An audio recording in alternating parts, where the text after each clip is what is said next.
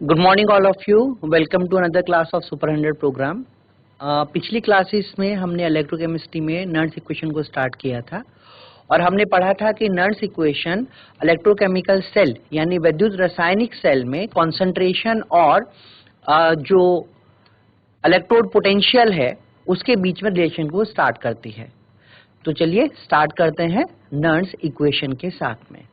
तो पिछली कक्षाओं में हमने पढ़ा कि नर्न्स के अकॉर्डिंग अगर हम ई सेल और कॉन्सेंट्रेशन में एक रिलेशनशिप देखना चाहते हैं तो उसके लिए हम नर्न्स इक्वेशन को यूज करते हैं। इसको हम कई तरीके से लिख सकते हैं। जैसे पहला हमारे पास है E cell is equal to E naught cell minus 0.0591 upon n log oxidation upon reduction. ये 0.0591 कब आएगा? जब हम यहां पर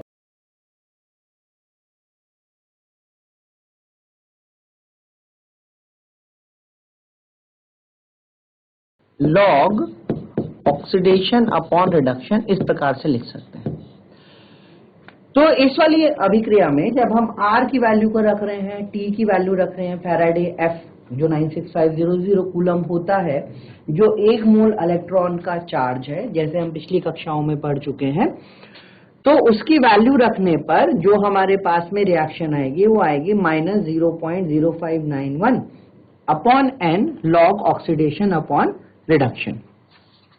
हमने यहां पर यह भी समझा कि ई नॉट सेल यानी जो मानक सेल पोटेंशियल है, मानक सेल विभव है, इसको हम निकाल सकते हैं कैथोड माइनस एनोड से। लेकिन कैथोड का क्या चाहिए? हमें रिडक्शन पोटेंशियल चाहिए। और अगर इस रिडक्शन पोटेंशियल को हम एनोड के रिडक्शन पोटेंशियल से माइनस करेंगे तो हम यहां पर मानक सेल विभव को निकाल सकते हैं। इसके अलावा हम यहां पर ई नॉट एनोड जिसका ऑक्सीडेशन पोटेंशियल प्लस ई नॉट कैथोड जिसका रिडक्शन पोटेंशियल हमारे पास होगा, उससे भी ई नॉट सेल की वैल्यू को फाइंड आउट कर सकते हैं। इसी प्रकार से अगर हमें दोनों ऑक्सीडेशन पोटेंशियल दिए हुए हैं तो हम एनोड में से कैथोड का अगर ऑक्सीडेशन पोटेंशियल माइनस करते हैं तब भी हम इस सेल के लिए पोटेंशियल को डिटरमाइन कर सकते हैं। चौथा हमने पढ़ा था, अगर हमारे पास हम रिएक्शन को इक्विलिब्रियम पे लें यानी साम्य अवस्था पर अगर लेते हैं तो इक्विलिब्रियम पर जो ईएमएफ है या ई सेल है इसका मान हो जाता है 0। ठीक है, इक्विलिब्रियम पर ई सेल का मान कितना हो जाएगा?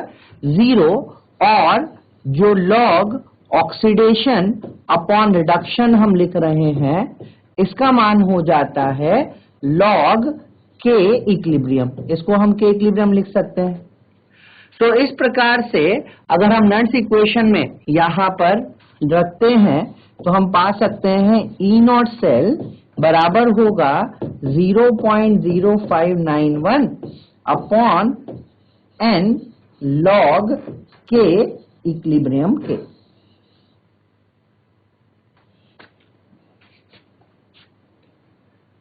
हमने कल ये भी देखा था कि जो डेल्टा जी नॉट है यानी जो स्टैंडर्ड मुक्त ऊर्जा है, इसमें अगर हम अंतर निकालते हैं तो वो minus n F E naught cell के बराबर होता है। इसी प्रकार से डेल्टा जी नॉट को मैं माइनस 2.303 आर टी लॉग के इक्विलिब्रियम के बराबर भी लिख सकता हूं। तो ये यहां पर कुछ इंपॉर्टेंट फॉर्मूले हैं, कुछ सूत्र हैं जिनके आधार पर हमें न्यूमेरिकल्स करने हैं।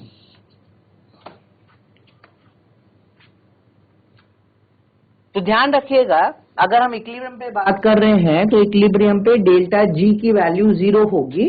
ठीक है, तो हम यहां से स्पॉन्टिनिटी भी प्रेडिक्ट कर सकते हैं।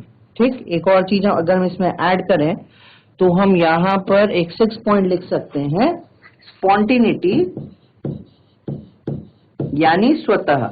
अगर मैंने एक सेल डिजाइन किया है और हम जानना चाहते हैं कि वो सेल काम करेगा या नहीं करेगा, तो उसके लिए हम स्पॉन्टिनिटी जानते हैं, जिसके लिए ई नॉट सेल या ई सेल की वैल्यू पॉजिटिव होनी चाहिए। तो जब आप एक सेल डिजाइन करेंगे और उसमें अगर ई सेल या ई नॉट सेल की वैल्यू पॉजिटिव आएगी, तो इसका मतलब वो सेल कैसा है, एक स्पॉन्टेनियस सेल है, यानी वो काम करेगा। अगर कभी ऐसा हो जाए कि ई नॉट सेल या ई सेल की वैल्यू नेगेटिव आ जाए, तो उस केस में हम टर्मिनल को चेंज कर देते हैं। टर्मिनल चेंज करने का मतलब क्या है कि जो इलेक्ट्रोड कैथोड की तरह बिहेव करेगी उसको एनोड बना देंगे, और जो एनोड की तरह बिहेव करती है उसको कैथोड बना सकते हैं।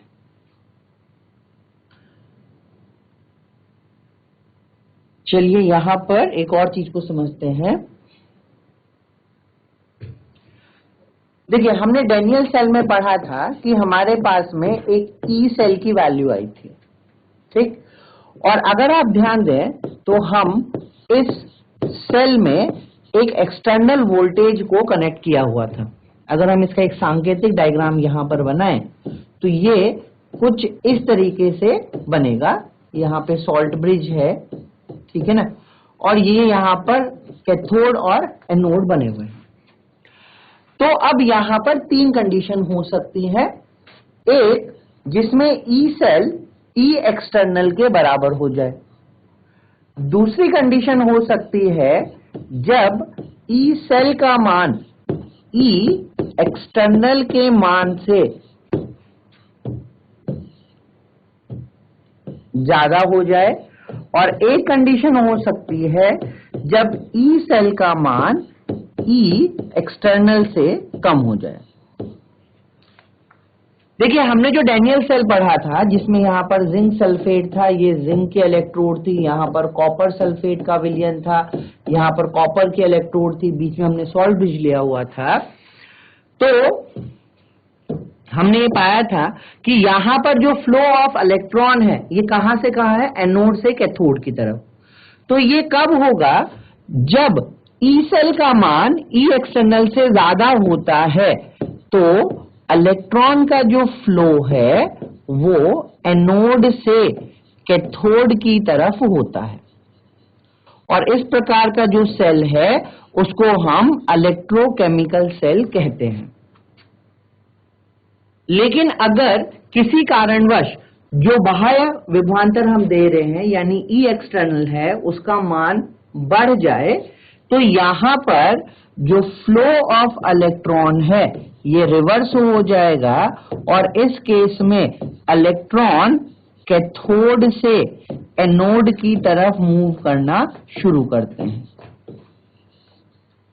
और ध्यान दीजिएगा, ये अगर फ्लो ऑफ इलेक्ट्रॉन कभी कैथोड से एनोड की तरफ होगा तो इसी इलेक्ट्रोकेमिकल सेल को हम इलेक्ट्रोलिटिक सेल कहेंगे।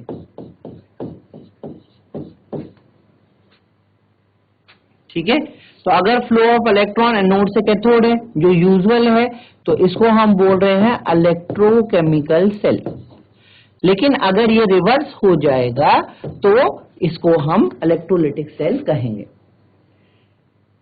अब अगर दोनों इक्वल हो जाए यानी ई सेल ई एक्सटर्नल के बराबर हो जाए, तो इस केस में कोई भी फ्लो ऑफ इलेक्ट्रॉन नहीं होता है, और इस तरह के सेल को हम नल सेल कहते हैं।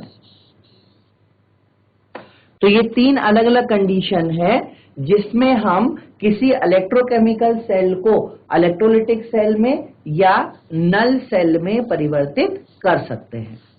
तो अगर इलेक्ट्रॉन का फ्लो नहीं होगा तो उसे नल सेल कहेंगे। वो कब होगा, जब ई सेल का मान ई एक्सटर्नल के बराबर हो जाएगा। अगर ई सेल का मान अधिक है एक्सटर्नल से तो ये एक इलेक्ट्रोकेमिकल सेल माना जाएगा जिसमें इलेक्ट्रॉन एनोड से कैथोड की तरफ जाते हुए दिखते हैं। जबकि अगर एक्सटर्नल पोटेंशियल बढ़ जाएगा तो फ्लो ऑफ इलेक्ट्रॉन रिवर्स हो जाता है और इलेक्ट्रॉन कैथोड से एनोड की तरफ चलना शुरू करते हैं और इसी को हम इलेक्ट्रोलाइटिक सेल कहते हैं।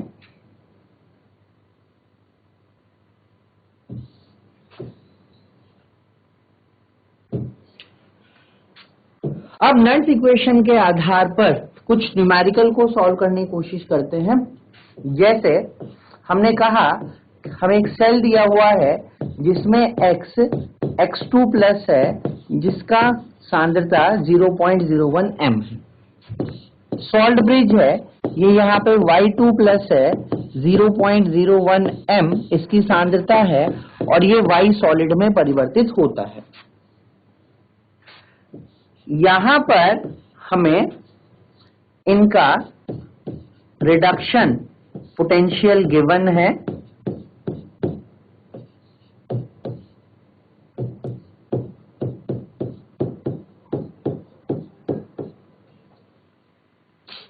तो ये है -0.34 वोल्ट और ये है हमारे पास में -0.12 वोल्ट। हमें यहां पे बताना है कि E naught cell is equal to E cell, E naught cell is greater than E cell,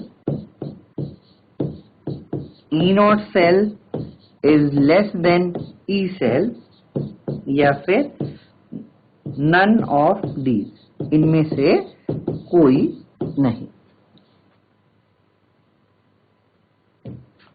अब ध्यान दीजिए ये जो सेल बना हुआ है इससे मैं देख पा रहा हूं कि ये जो X है ये एनोड है और जो Y है ये कैथोड है।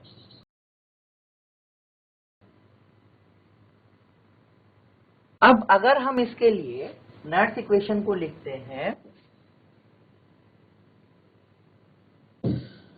तो नर्स इक्वेशन होगी E cell is equal to E naught cell minus 0.0591 upon n log oxidation upon reduction.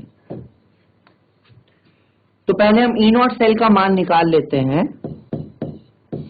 E naught cell हो जाएगा E naught cathode reduction potential minus E not anode और ये भी क्या हो चाहिए रिडक्शन वाला ही मुझे चाहिए।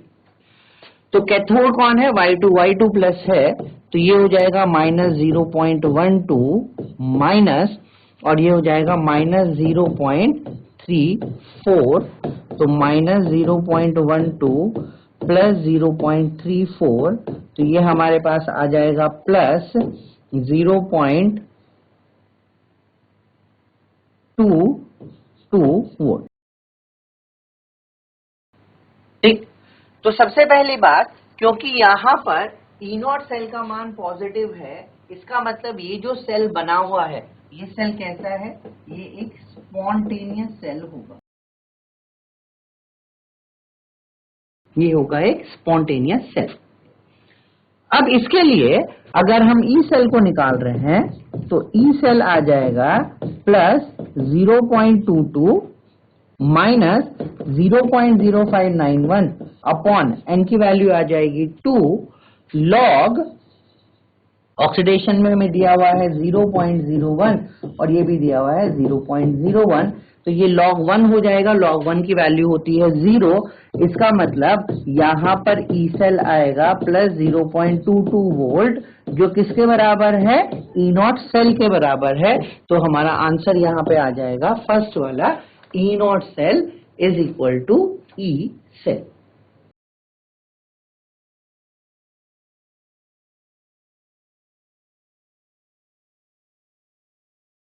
तो इस तरीके से हम यहाँ पर स्पॉन्टेनिटी को डिफाइन कर सकते हैं, ई सेल की वैल्यू को निकाल सकते हैं, ई नॉट सेल की वैल्यू को भी निकाल सकते हैं।